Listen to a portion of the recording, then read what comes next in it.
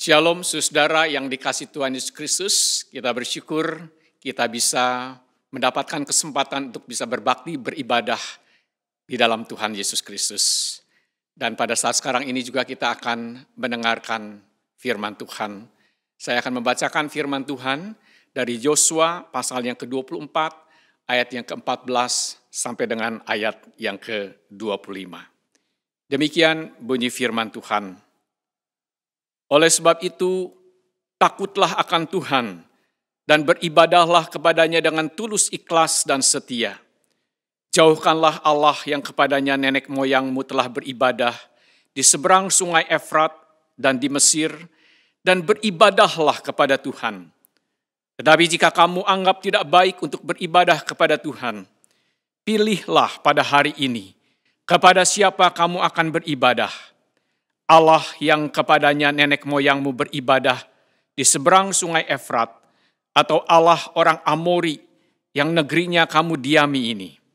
Tetapi aku dan seisi rumahku, kami akan beribadah kepada Tuhan. Lalu bangsa itu menjawab, jauhlah daripada kami meninggalkan Tuhan untuk beribadah kepada Allah lain.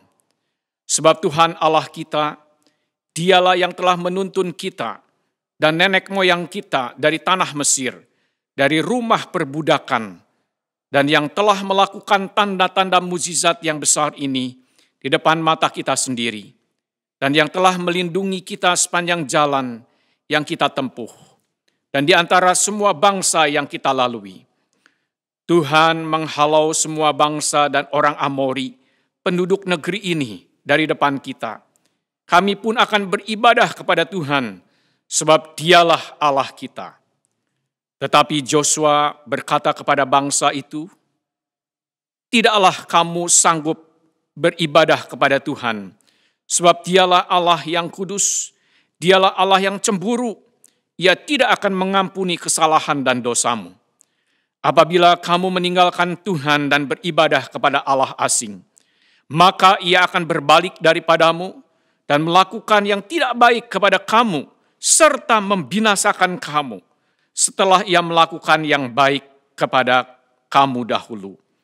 Tetapi bangsa itu berkata kepada Yosua, tidak, hanya kepada Tuhan saja kami akan beribadah. Kemudian berkatalah Yosua kepada bangsa itu, kamulah saksi terhadap kamu sendiri, bahwa kamu telah memilih Tuhan untuk beribadah kepadanya. Jawab mereka, kamilah saksi. Ia berkata, maka sekarang jauhkanlah Allah asing yang ada di tengah-tengah kamu dan condongkanlah hatimu kepada Tuhan Allah Israel. Lalu jawab bangsa itu kepada Yosua, kepada Tuhan Allah kita kami akan beribadah dan firman-Nya akan kami dengarkan. Pada hari itu juga Yosua mengikat perjanjian dengan bangsa itu dan membuat ketetapan dan peraturan bagi mereka di Sikem. Sebelum kita mendengarkan uraian firman Tuhan, mari kita berdoa. Bapa di surga, biarlah firman yang sudah kami baca boleh berbicara kepada kami, boleh sungguh menuntun, membimbing hidup dan kehidupan kami. Berkati kami semua ya Bapa. Di dalam nama Tuhan kami Yesus Kristus, kami panjatkan doa ini. Amin. Saudara-saudara yang dikasihi Tuhan Yesus Kristus, berbicara soal sejarah, Cicero, filsuf Romawi kuno berkata, sejarah adalah guru kehidupan dan saksi dari zamannya. Untuk itulah kita perlu belajar dari sejarah dan jangan sekali-kali melupakan sejarah. Kita tidak memahami betapa penting dan berharganya belajar dari sejarah. Maka kita akan mampu melihat bahwa sejarah itu syarat dengan makna. Di mana melalui setiap peristiwa di dalam sejarah, kita bisa belajar tentang nilai-nilai perjuangan, tentang kegagalan, tentang keberhasilan, kesalahan, dan keunggulan, serta semangat tak terpatahkan dalam memperjuangkan satu kebenaran yang dilakukan para pelaku sejarah. Hanya saja permasalahannya adalah manusia itu makhluk pelupa. Kata lupa itu bisa berarti tidak di pikiran atau ingatan lagi. Tidak teringat, tidak sadar, lalai, tidak acuh. Itulah sebabnya saudara ada acara di sebuah stasiun televisi yang namanya melawan lupa. Mengapa melawan lupa? Karena itulah yang sering terjadi pada manusia. Lupa. Manusia lupa akan sejarah kehidupannya. Yosua mengingatkan bangsa Israel untuk melawan lupa. Dan bagian firman Tuhan ini adalah pidato perpisahan Yosua ketika ia sudah tua. Setelah penduduk Kanaan yang dikalahkan dan tanahnya dibagi-bagikan kepada 12 suku Israel. Lalu Yosua mengumpulkan tokoh dan pemimpin di kota Sikem. Di kota ini mereka memperbaharui perjanjian, yaitu perjanjian antara Tuhan dengan umat Israel.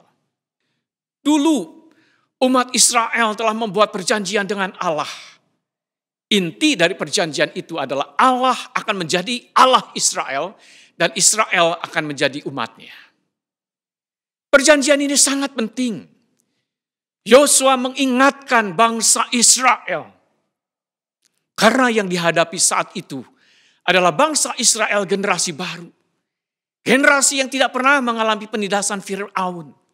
Generasi yang tidak pernah mengalami hidup sulit di padang gurun. Mereka adalah generasi yang menikmati hasil dari sebuah perjuangan panjang sejarah bangsa Israel bersama dengan Tuhan.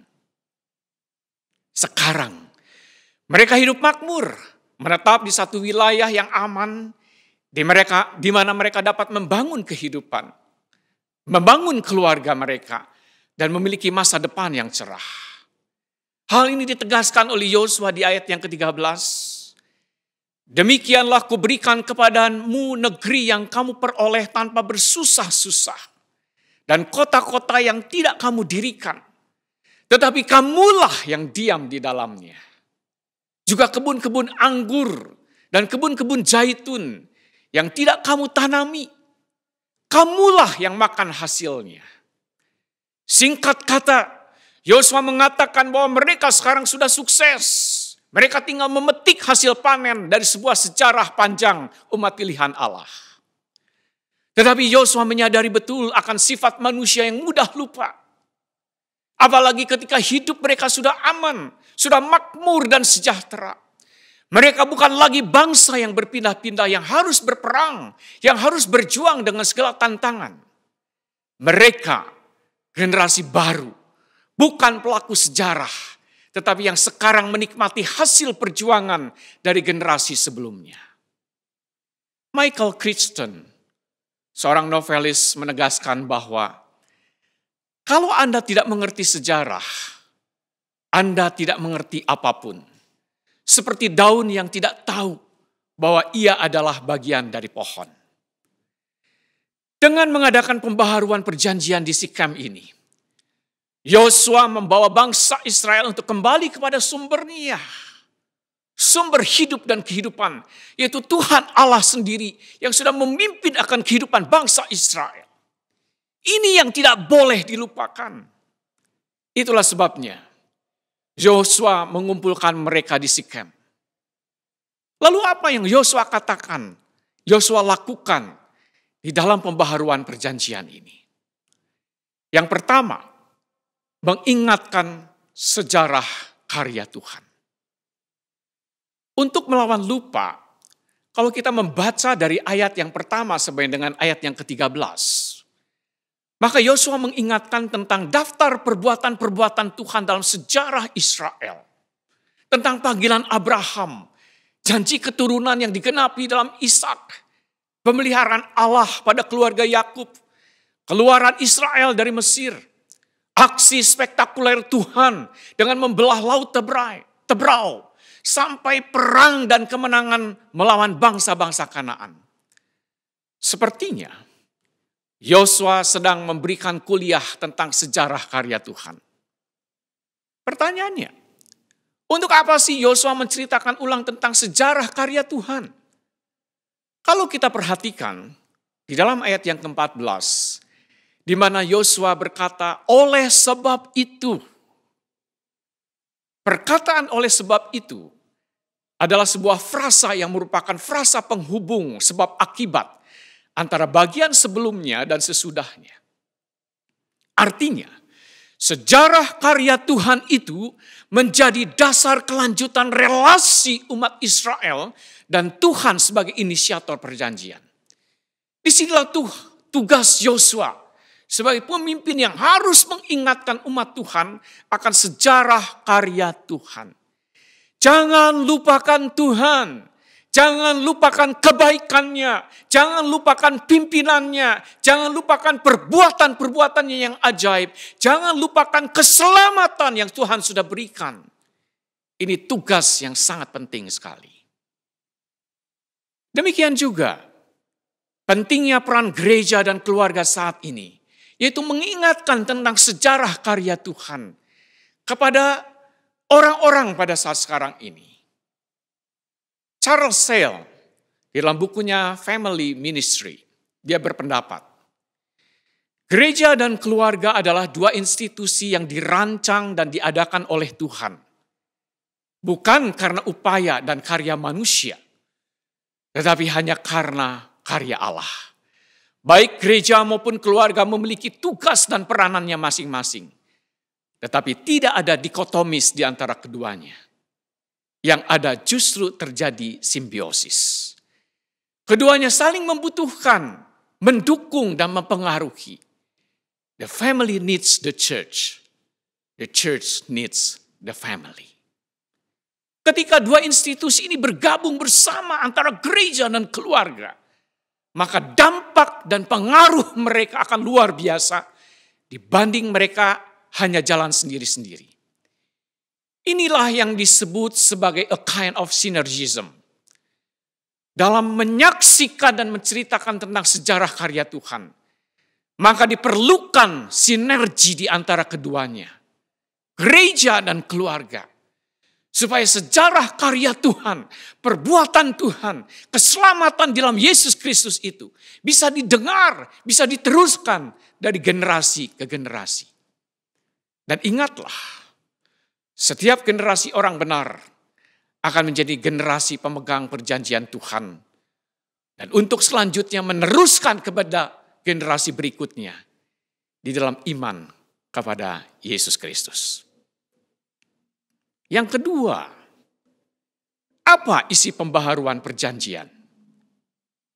Di dalam ayat yang ke-14, Yosua berkata, oleh sebab itu takutlah akan Tuhan dan beribadahlah kepadanya dengan tulus, ikhlas dan setia. Jauhkanlah Allah yang kepadanya nenek moyangmu telah beribadah di seberang sungai Efrat dan di Mesir.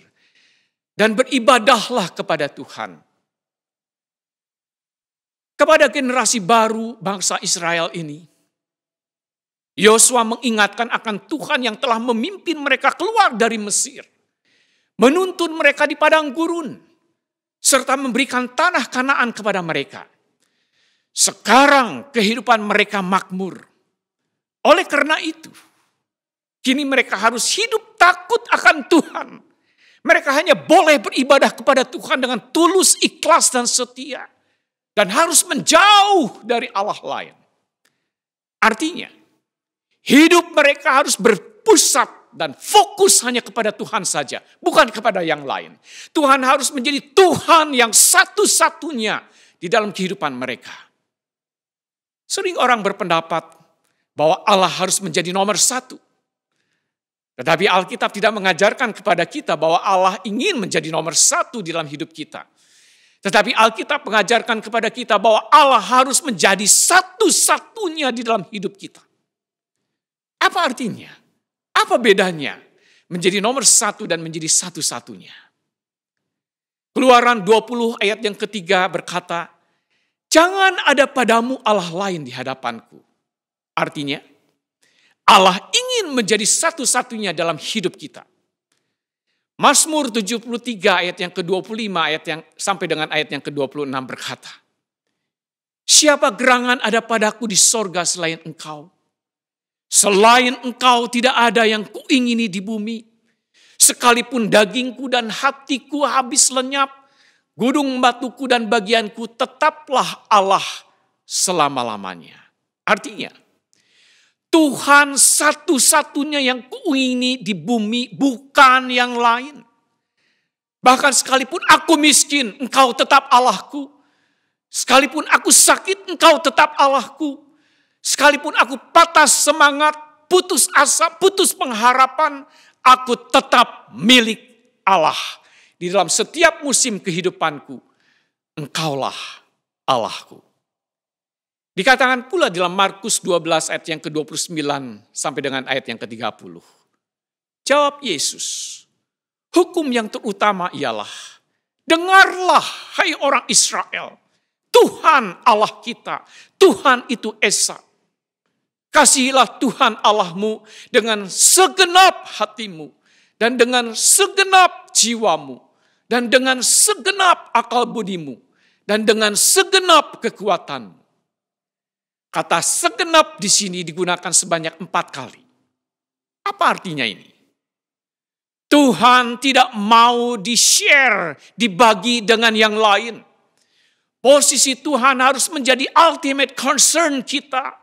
Tuhan tidak mau dibagi dengan yang lain. Tuhan harus menjadi satu-satunya. Tuhan tidak mau diduakan atau ditigakan. Kalau ada seorang suami yang berkata kepada istrinya, istriku, engkau adalah istriku yang nomor 1 di dalam hidupku. Jangan senang dulu para istri. Apa sebabnya? Sebab kalau ada nomor 1, itu berarti ada yang nomor 2 dan nomor 3 dan seterusnya. Demikian juga dengan Tuhan. Kalau Tuhan nomor 1 berarti kita mensejajarkan Tuhan dengan opsi-opsi yang lain. Dengan ilah-ilah yang lain. Inilah yang Yosua ingin ingatkan. Bahwa Tuhan harus menjadi satu-satunya dalam kehidupan mereka. Namun menjadikan Tuhan menjadi satu-satunya itu tidaklah mudah. Juga tidak mudah untuk hanya beribadah kepada Allah saja. Karena apa? Karena banyak sekali godaan. Banyak sekali ilah lain. Banyak sekali sembahan yang lain. Itulah sebabnya Yosua mengingatkan di ayat yang ke-19 dan ayat yang ke-20. Tidaklah kamu sanggup beribadah kepada Tuhan.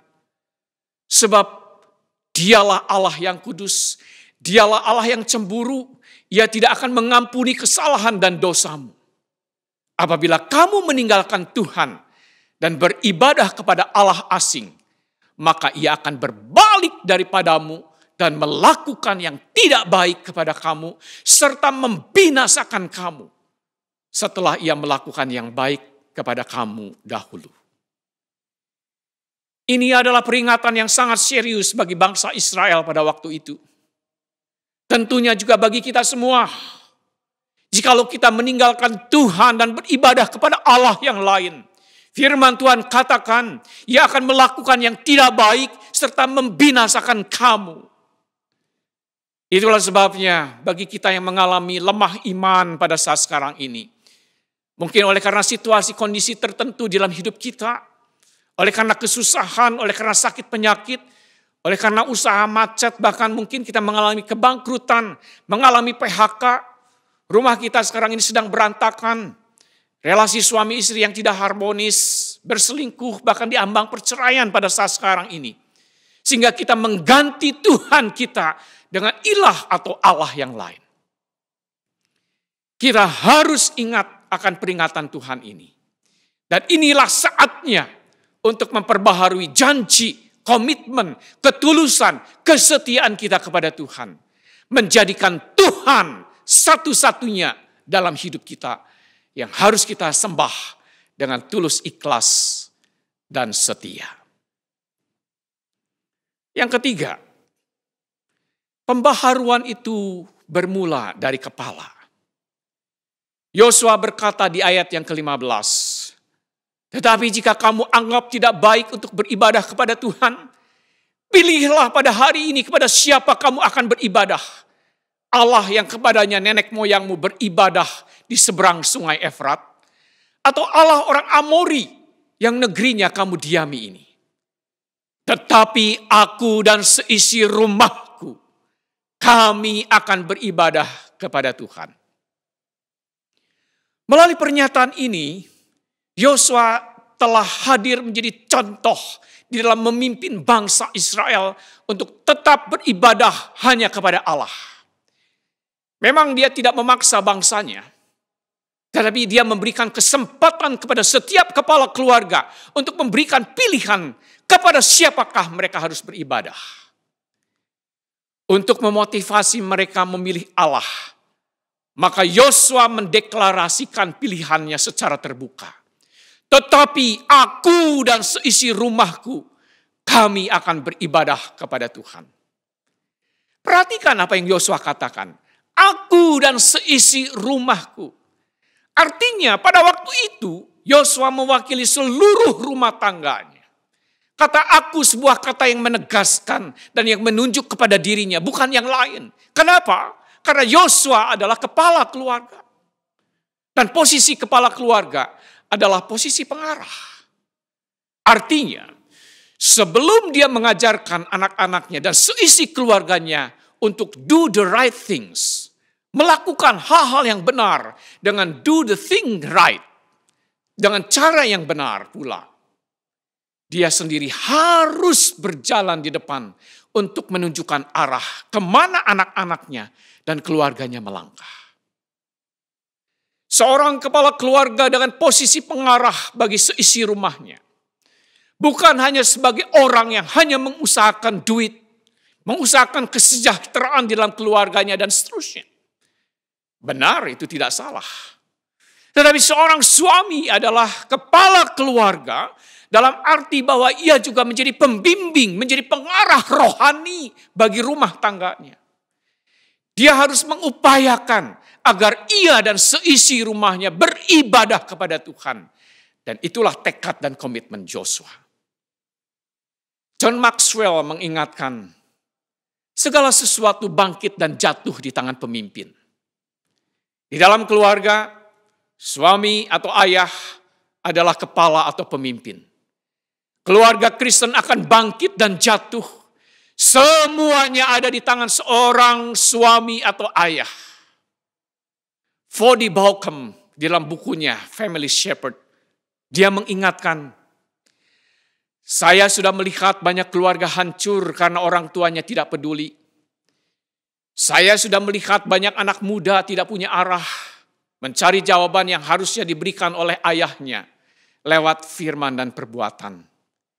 Dan saya ikut menangis bersama para wanita Kristen yang sudah lelah meminta kepada Tuhan agar suami mereka menjadi pemimpin di rumah. Realitanya sederhana saja. Bahwa apa yang terjadi di rumah itu lebih berpengaruh daripada apa yang terjadi di gereja dalam hal pembentukan iman dan sikap. Jadi orang tualah pengaruh utama dan yang bertanggung jawab untuk mendidik dan mewariskan iman kepada anak-anak. Bukan gereja. Orang tua dalam hal ini kepala keluarga sebagai pendidik primer.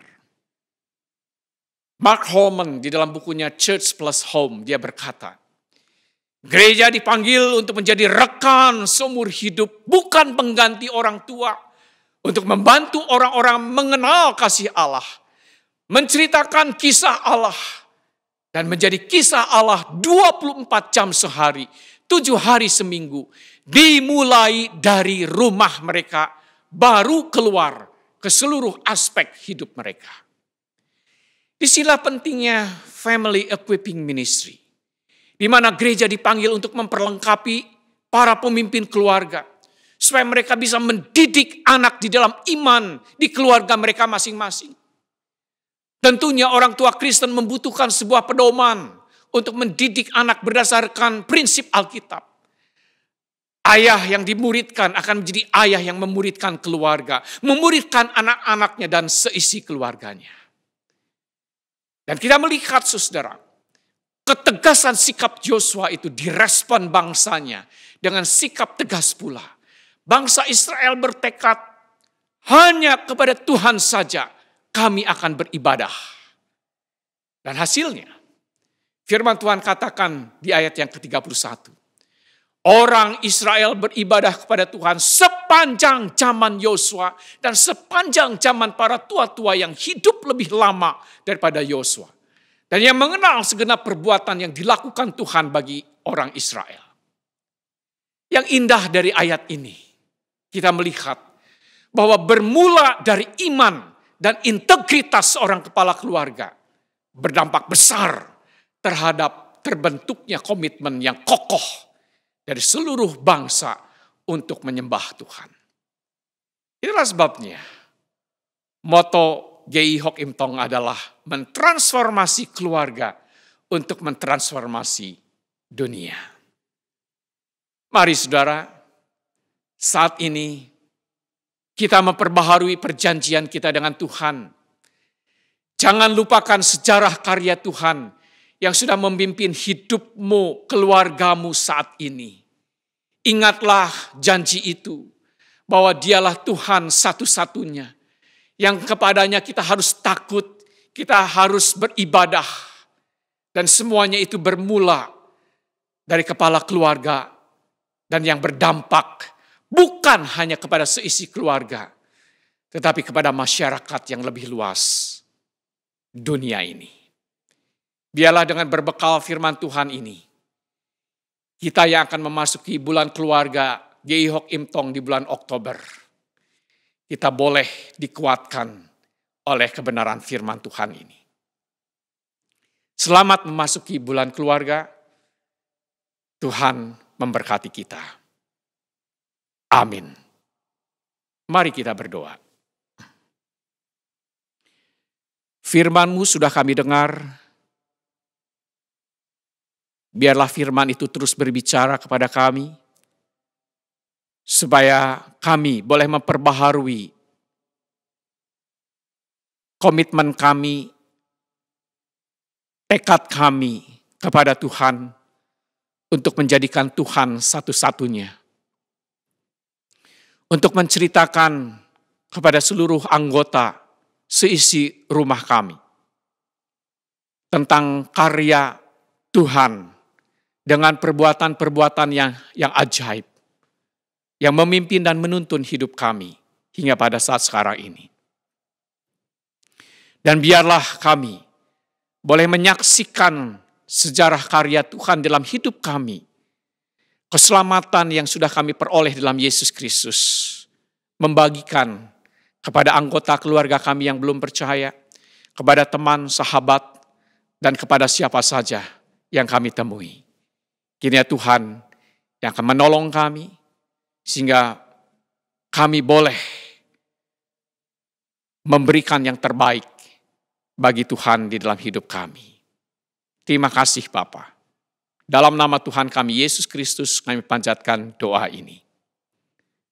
Amin.